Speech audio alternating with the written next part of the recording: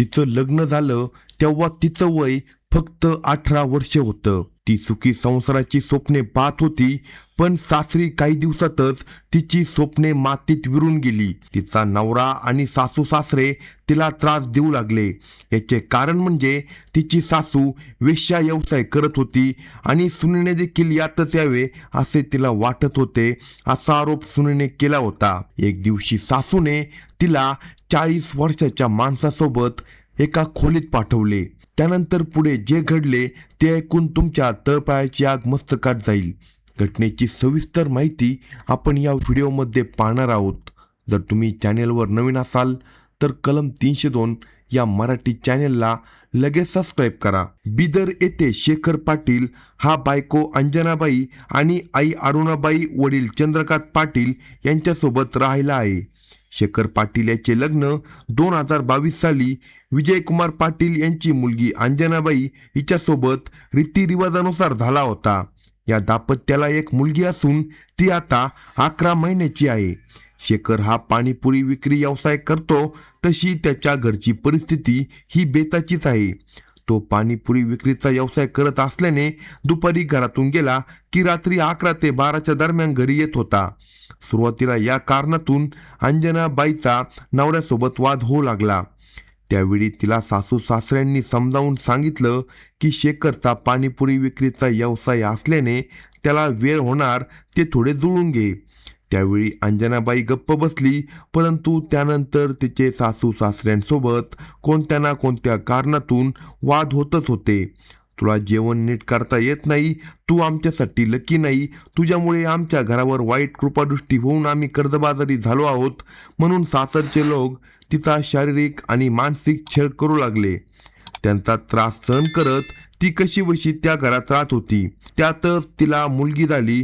त्यानंतर मुलगी झाली या कारणावरून तिचा छळ जास्तच वाढला होता. तिचा छळ करण्यात तिचा नवरा देखील आपल्या आईवडिलांना मदत करत होता. तो देखील बायकोला त्रास देत होता.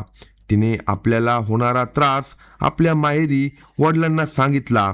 त्यावेळी तिचे वडील विजयकुमार यांनी बिदर येथे येऊन तिचे सासू सासरे आणि नवरा यांना आपल्या मुलीला विनाकारण त्रास देऊ नका अशी विनंती केली. परंतु काही महिन्यातच नवरा शेखर हा आईवडिलांच्या मदतीने तिला जास्त त्रास देऊन मारहाण करू लागला.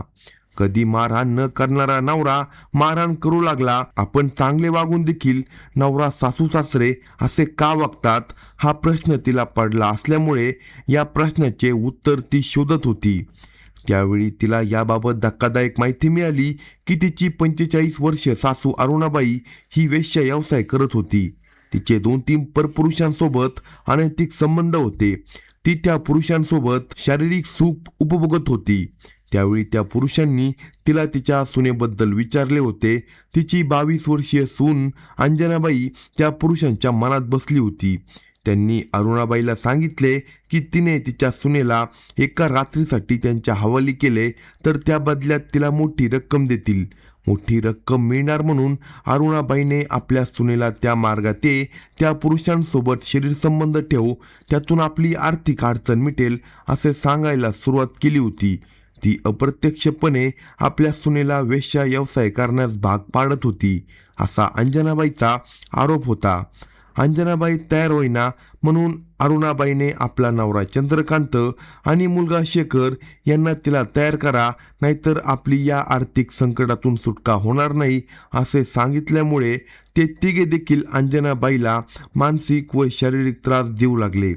हल्ली आपले सासू सासरे आणि नवरा आपल्याला वाम मार्गाला लावत आहे, मला वेश्या व्यवसाय करायला भाग पाडत आहे, अशी माहिती तिने आपले वडील विजयकुमार यांना दिली.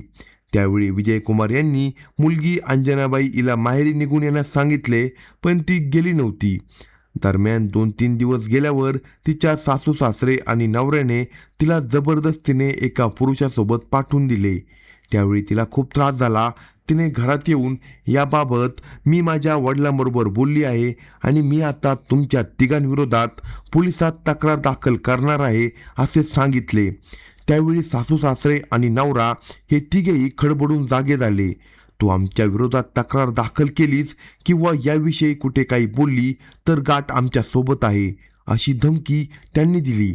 तुझी इज्जत आबरू आम्ही चव्हाट्यावर आणू, तुला आणि तुझ्या बापाला समाजात तोंड दाखवायला जागा ठेवणार नाही असे सांगून तिला गप्प राहण्याचा सल्ला दिला. ती पोलिसात तक्रार करेल या भीतीने त्यांनी तिला 2 दिवस रूममध्ये कोंडून ठेवले. आता ती काही करेल आणि आपल्याला उघडे पाडेल अशी भीती आता सासू अरुणाबाईला वाटू लागली. त्यातून तिची गेम करायची असा विचार ते तिघेजण करू लागले. शुक्रवार दिनांक 6 फेब्रुवारी 2026 रोजी दुपारी 2:30 वाजण्याच्या दरम्यान त्यांनी अंजनाबाई हिच्यासोबत या कारणातून भांडण काढले. ते भांडण इतके विकोपाला गेले की त्यांनी घराचा दरवाजा बंद केला. अंजनाबाईला मारहाण करत नवरा शेखरने तिच्या गळ्यात मोठी पांढरी दोरी अडकवली. सासू अरुणाबाई, सासरा चंद्रकांत पाटील यांनी तिचे हातपाय दाबून धरत तिला खाटेवर उभे केले. त्या सरशी शेखरने तिचा गळफास आवळून धरत छताला टांगले, जेणेकरून तिने आत्महत्या केली असा बनाव करता येईल. काही वेळाने या तिघांनी घरातून बाहेर येऊन अंजनाबाईने आत्महत्या केल्याची आरडाओरड सुरू केली. शेजारच्यांनी घरात जाऊन पाहिले तर अंजनाबाईने गळफास घेत आत्महत्या केल्याचे दिसत होते. कुणीतरी या घटनेची माहिती बसव कल्याण पोलिसांना दिली. या घटनेची माहिती मिळताच बसव कल्याण पोलीस तातडीने घटनास्थळी दाखल झाले. त्यांनी या घटनेची माहिती मयत अंजनाबाई पाटीलचे वडील विजयकुमार यांना दिली. ते तातडीने घटनास्थळी दाखल झाले. मुलीच्या अंगावर मारहाणीच्या खुणा दिसत असल्याने त्यांना वेगळी शंका आली. त्यांनी ती शंका पोलिसांसमोर व्यक्त केली. तोपर्यंत पोलिसांनी घटनेचा आणि घटनास्थळाचा पंचनामा करून मृतदेह पोस्टमॉर्टमसाठी बिदर येथील सरकारी रुग्णालयात दाखल केला. विजयकुमार यांनी बसव कल्याण पोलिसात या घटनेची फिर्याद देताना आपल्या मुलीने आत्महत्या केली नसून तिला जबरदस्तीने आत्महत्या करण्यास भाग पाडले आहे. तिच्या सासरच्या लोकांनी तिचा खून केल्याचा आरोप केला. तिची सासू अरुणाबाई हिचे बाहेर परपुरुषांसोबत अनैतिक संबंध आहे. तसेच संबंध ती आपल्या सुनेला म्हणजे माझ्या मुलीला ठेवायला भाग पाडत होती. ती अंजनाबाईला वेश्या व्यवसायात ढकलत होती. त्यातून माझ्या मुलीने या गोष्टीला नकार देताच तिला मारहाण करत आत्महत्या करायला भाग पाडले. म्हणून सासू अरुणाबाई, तिचा नवरा चंद्रकांत पाटील आणि अंजनाबाईचा नवरा शेखर पाटील या तिघांच्या विरोधात खुनाचा गुन्हा दाखल करावा अशी मागणी त्यांनी पोलिसात केली. त्यांच्या फिर्यादीवरून अंजनाबाई शेखर पाटील वय 22 हिला आत्महत्या करण्यास भाग पाडले आणि तिला वेश्या व्यवसाय करण्यास प्रवृत्त केले. म्हणून तिचा नवरा शेखर पाटील वय 30, त्याची आई अरुणा पाटील वय 46, तिचा सासरा चंद्रकांत पाटील वय 50 या तिघांच्या विरोधात वेगवेगळ्या कलमांद्वारे गुन्हा दाखल केला.